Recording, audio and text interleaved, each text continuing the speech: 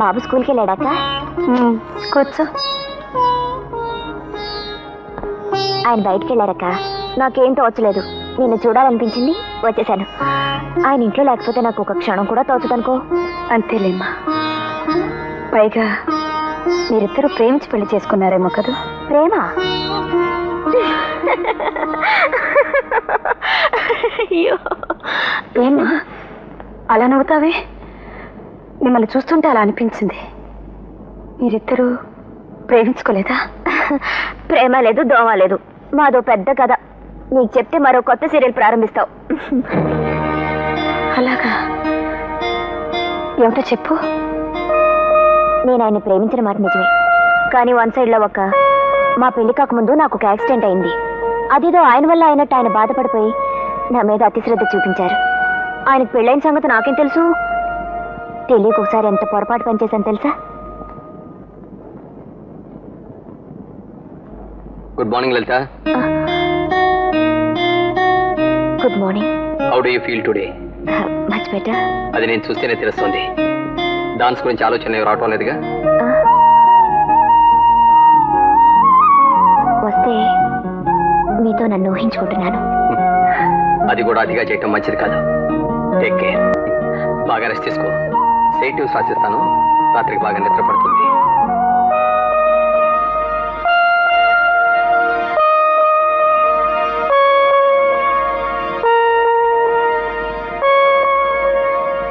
వస్తాను. బాయ్. రేపు వస్తారుగా? తప్పకుండా వస్తాను.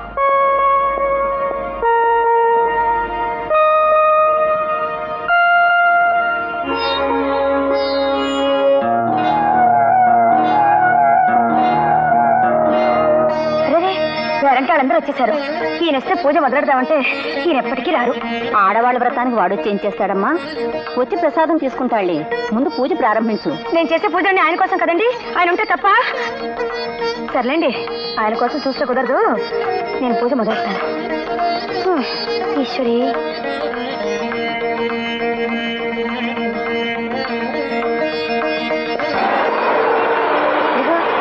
ఆయన వచ్చేసారు.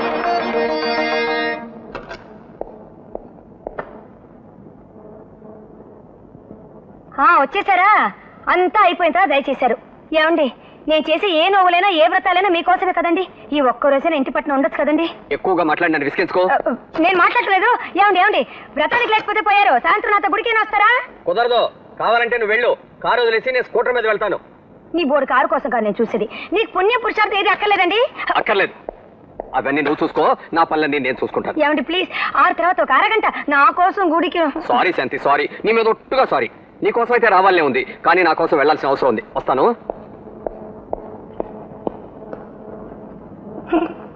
మనం పిచ్చి హాస్పిటల్ మీకు ఒక రోజు పిచ్చి పట్టుకుపోతుంది అంతే. ఏంటిది?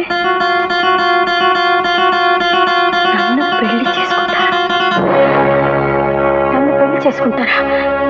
లలిత, నా చిటి ఆయన మొదటి మరీ కళ పడిందటక్క. పడుతుందని నాకు మాత్రం తెలుసా ఏమిటి? ఇంతకీ అది పడవలసిన వాళ్ళ కళ్ళల్లో పడనే లేదు. మర్నాడు ఆయన రౌండ్స్కి వచ్చినప్పుడు నా చిట్టికి ఏం బదిలిస్తారా అని ఎంతో ఆశగా చూశానా.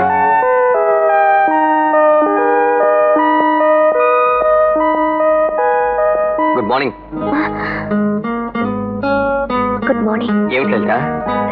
ఏం లేదు. ఇంటికి వెళ్ళారా? వెళ్ళాను. ఏ అబ్బే ఏం లేదు. మరేమిటి? నిన్న నీ కోటి జేబులో. నా కోటి జేబులో ఏమిటి?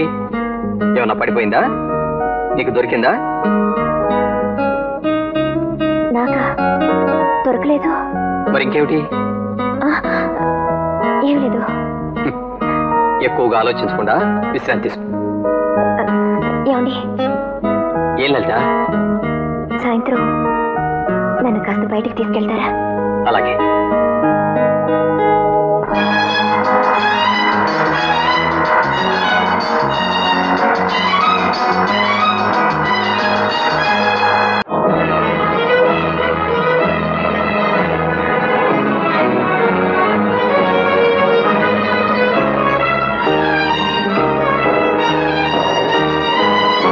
చూసిందట.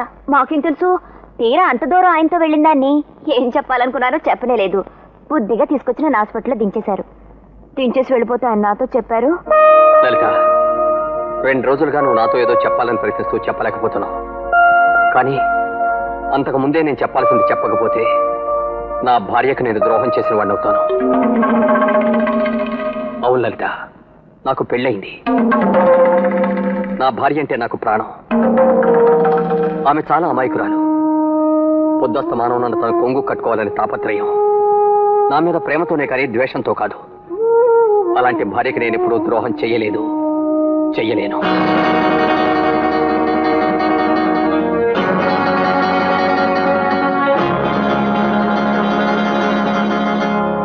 చూడు లలిత, నువ్వు అందమైన దానివి.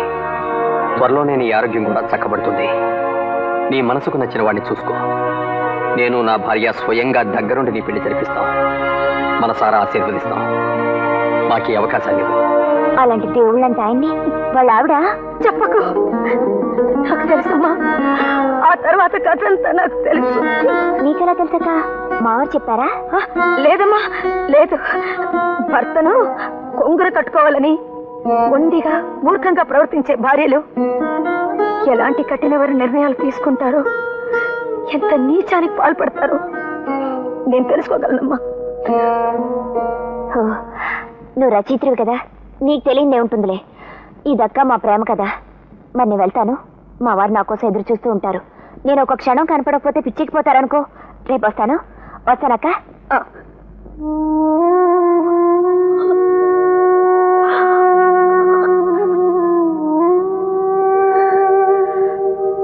నా మూర్ఖత్వానికి ఇంత పెద్ద శిక్ష ఉంటుందని అప్పుడు నాకు తెలియదు.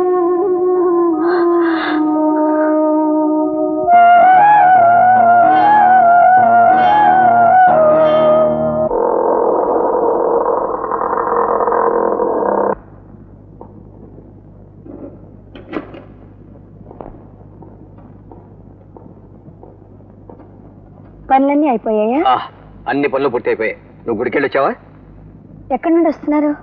హాస్పిటల్ నుంచే. అంతకుముందు ఎక్కడికి వెళ్ళారు?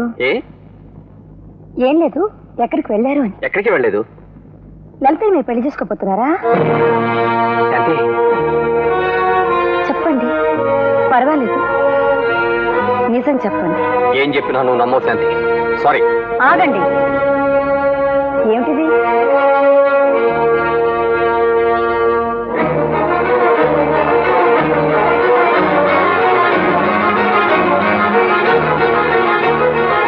ఏమండి, ద్రోహం చేసినా ధైర్యంగా చేయండి. ఇలా పిరికి వాళ్ళని అబద్ధాలు చెప్పకండి ప్లీజ్. ఇది మీకు తెలుసని ఒప్పుకోండి. తెలియంది తెలుసని ఎలా ఒప్పుకోమంటావు శాంతి? చాలండి. మీ కోటు జోబీలో భద్రంగా దాచుకున్న చీటీ మీకు తెలియదు అంటే ఇక నేనేమడిగినా మీకు తెలియదని అంటారండి. ఆ లలితతో మీరు స్కూటర్ మీద చేసిన షికారులు నా కళ్ళారా చూసినా మీకు తెలియదంటారు. రేపు ఆవిడతో మీ వ్యవహారం ముదిరిపోయిన తర్వాత నేనెవరో కూడా తెలియదనగలరండి మీరు. కానీ మీ విషయం నాకు బాగా తెలుసు.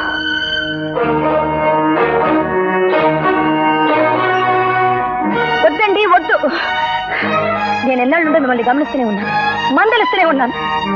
కానీ మీరు నన్ను నిర్లక్ష్యం చేస్తూనే వచ్చారు. కాబట్టి మీకు ఎవరంటే లక్ష్యమో వాళ్ళకే మీరు చెందాలి. శాంతి, లలిత ఒక పిచ్చిది శాంతి. అవునండి, లలిత ఒక పిచ్చిదే, నేను ఒక పిచ్చిదాన్ని. పిచ్చి హాస్పిటల్లో పనిచేస్తున్నారు కాబట్టి ప్రపంచంలో ఉన్న వాళ్ళందరూ పిచ్చాళ్ళగే కనిపిస్తారు. మాలాంటి ఆడవాళ్ళని పిచ్చాళ్ళు చేసి మీలాంటి మగవాళ్ళు ఆడుకుంటున్నారండి. నేను ఏమైనా సహిస్తాను కానీ మోసాన్ని దగాన్ని సహించలేనండి, సహించలేను. నేను నమ్ముకున్న నా దైవం నన్ను మోసగించాడంటే అంతకన్నా అవమానం నాకేముంటుందండి.